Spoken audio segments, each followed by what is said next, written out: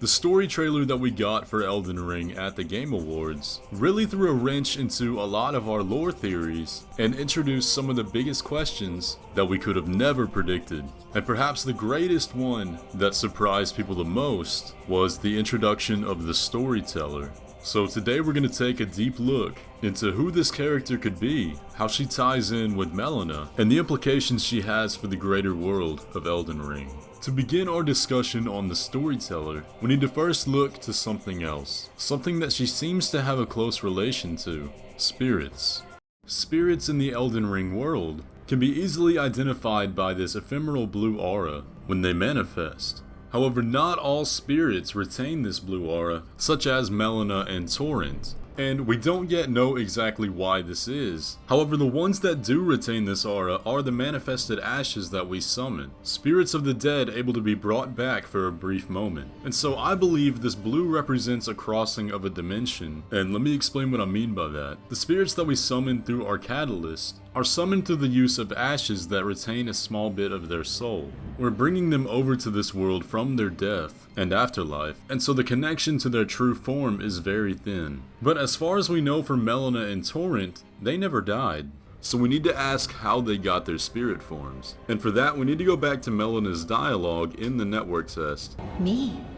I'm searching for my purpose, given to me by my mother inside the Erd Tree. Long ago, for the reason that I yet live, burned and bodiless. There is something for which I must apologize. I've acted the Finger Maiden, yet can offer no guidance. I am no maiden. My purpose was long ago lost. It's the phrase that she says in the middle that has the most room for speculation. That she's searching for the reason she still lives, burned and bodiless. So we know that something happened inside the Erd Tree that resulted in her being burned and bodiless. And that originally led to a lot of theories that she was there at the shattering of the Elden Ring. And while we have a lot of evidence for that, something came along in the story trailer and really threw a mix into this theory. And that is the existence of the Storyteller.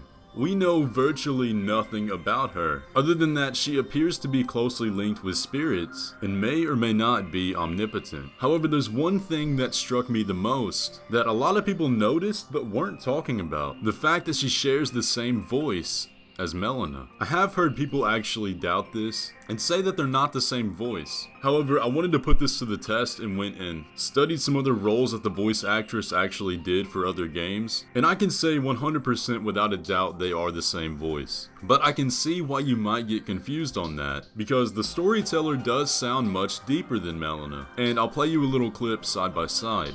Awaiting the arrival of the Elder Lord.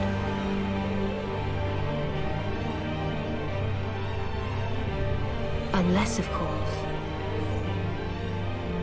thou shouldst take the crown.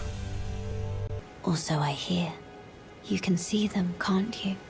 The rays of grace that guide you through your burden. And there is an explanation for this. The Storyteller, as we can notice, is clearly some kind of corporeal entity that holds some sort of power, so it's reasonable for the voice actress to portray this sort of relaxed and confident demeanor, while Melina, on the other hand, is giving off this air of a lost girl and insecurity, so it makes sense for them to sound a little different. But in my mind, this 100% solidifies a connection there. So the question needs to go from, is there a connection, to what is the connection? And I think it was pretty obvious. Taking a look at the Storyteller's form, we see that spirit off to the left that shares all the features of Melina. It's got that blue spirit aura, the facial structure is generally the same, and they both share the closed left eye, with a marking that we need to talk about. At first glance, it appears that the markings are not the same. However, if we look very closely, to me at least, it looks like the marking on the spirit is almost an unformed version of the tattoo on Melina's eye. We can see the joint on the left with what looks to me like a claw of sorts, and the several appendages can be twisted around in that other mask. So that might be a bit of a reach, but I think there's still a connection there. We'll come back to the tattoo in a little bit, but I want to talk about what it means if Melina is that fractured spirit off to the left of the storyteller. We know that Melina's mission, as it seems on the surface, is to play the role of our maiden and guide us on our quest to become an Elden Lord. Now, I'm sure there's going to be a twist in there somewhere, but at least according to her and what we got to play in the network test, that's what we know. And conveniently, that lines up with the proposition of the storyteller, where she presents the idea of us becoming an Elden Lord and putting an end to the War of the Shattering, stopping the pointless slaughter and bringing an order back to the world. So here's my theory. I think there's a very strong chance that Melina is that fractured spirit we see off to the left of the storyteller and manifest as an incarnate agent of the storyteller's will to guide a tarnished on their journey to becoming an Elden Lord. But it does raise a few questions about Melina.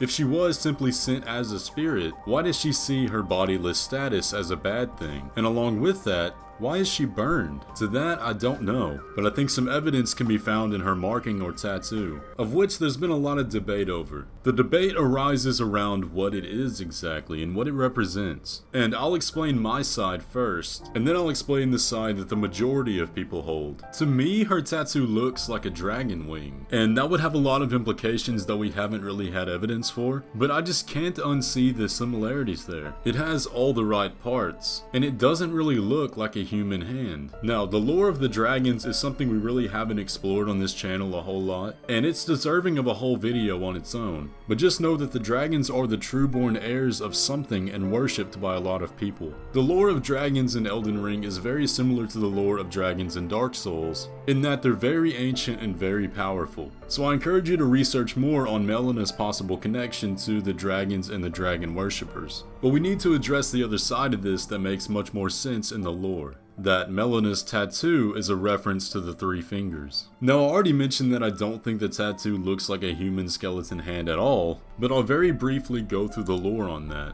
Have you heard of the Finger Maidens? They serve the two fingers, offering guidance and aid to the tarnished. But you, I am afraid, are maidenless. I can play the role of maiden, turning rune fragments into strength, to aid you in your search for the Elden Ring.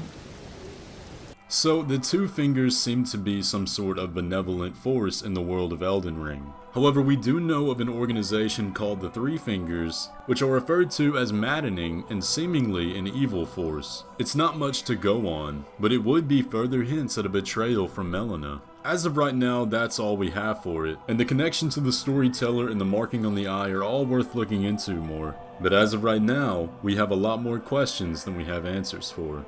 But what do you guys think? What do you think is the connection between Melina and the storyteller? And what do you think Melina's tattoo or marking represents? Let me know in the comments down there. Anyways though guys, that's gonna pretty much do it for the video. I hope you enjoyed. If you did, please leave a like on it and subscribe if you're new around here, and I'll catch you in the next one.